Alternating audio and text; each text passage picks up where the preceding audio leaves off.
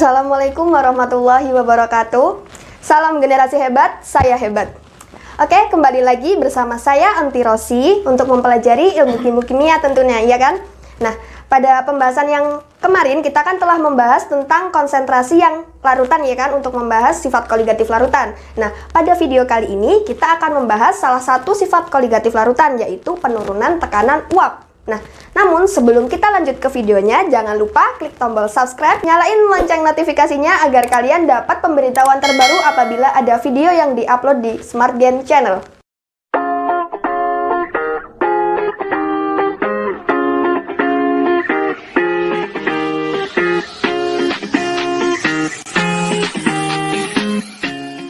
Oke, kan kita kali ini akan membahas tentang penurunan tekanan uap. Penurunan tekanan uap itu disimbolkan dengan delta P. Sebelumnya, nanti mau tanya nih, penguapan itu apa sih?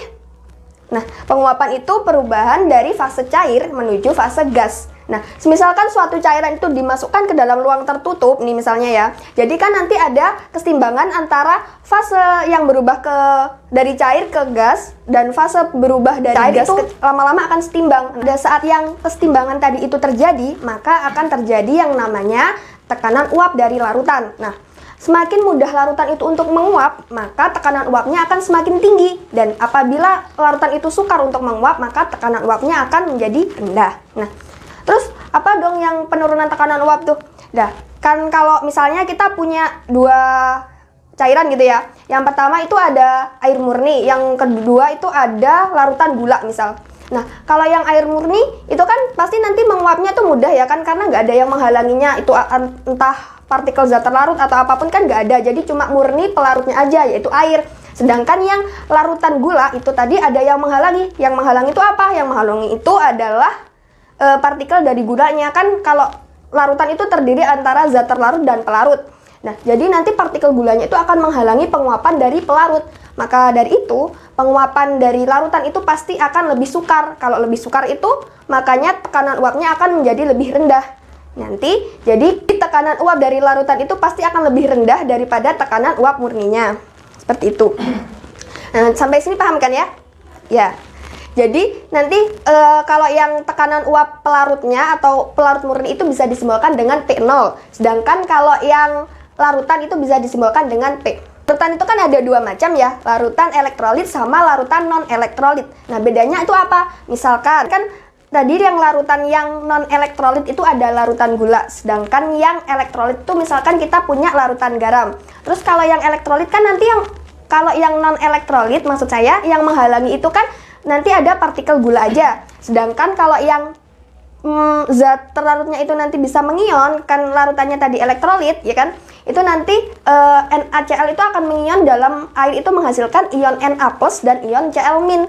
Nah, jadi kan yang menghalanginya tuh ada dua, satu ion Na+ dan satu ion Cl-. Sedangkan yang larutan non-elektrolit tadi kan cuma larutan gula aja.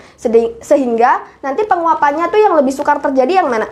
Yang larutan elektrolit kan, jadinya nanti pasti tekanan uap dari yang larutan elektrolit itu akan lebih rendah daripada tekanan uap dari larutan yang non-elektrolit. Nah, sampai sini kan kita mengetahui bahwa ada dua ya macamnya tadi. Dari fenomena tersebut kan kita bisa menarik kesimpulan tuh bahwa penurunan tekanan uap itu apa? Penurunan tekanan uap itu adalah proses di mana tekanan uap dari larutan itu akan lebih rendah daripada tekanan uap dari pelarut murninya. Jadi nanti pasti hasilnya yang larutan murni tanpa adanya zat terlarut itu memiliki tekanan uap yang lebih tinggi daripada larutan yang memiliki zat terlarut gitu. Nah, itu caranya untuk menghitung delta P atau penurunan tekanan uap. Nah, kita bisa menurunkan rumusnya dari hukum Rowe.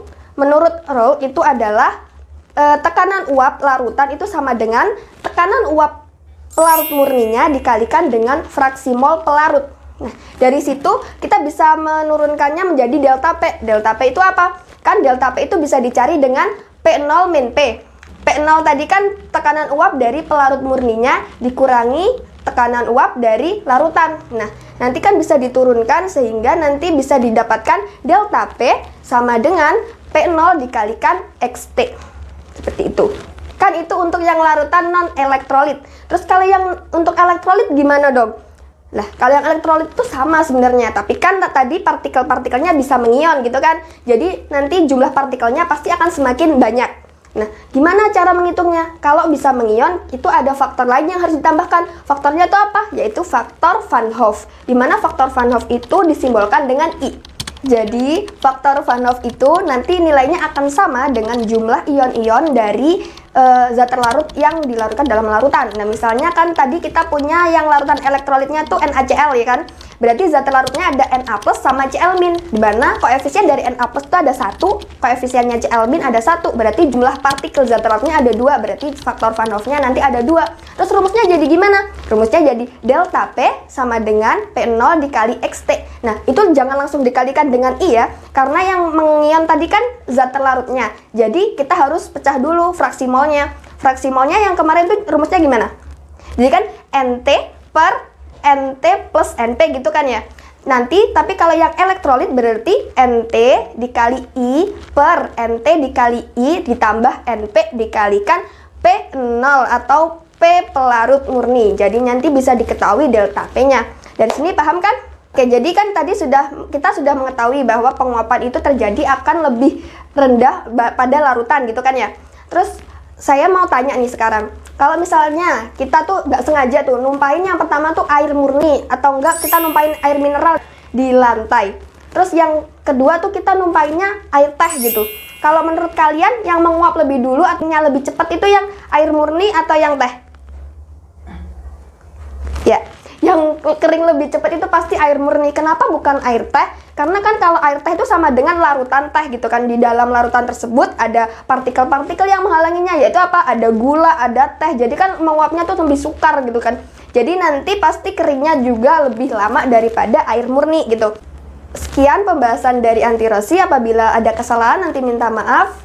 Sampai jumpa di video selanjutnya. Assalamualaikum warahmatullahi wabarakatuh. Salam generasi hebat, saya hebat.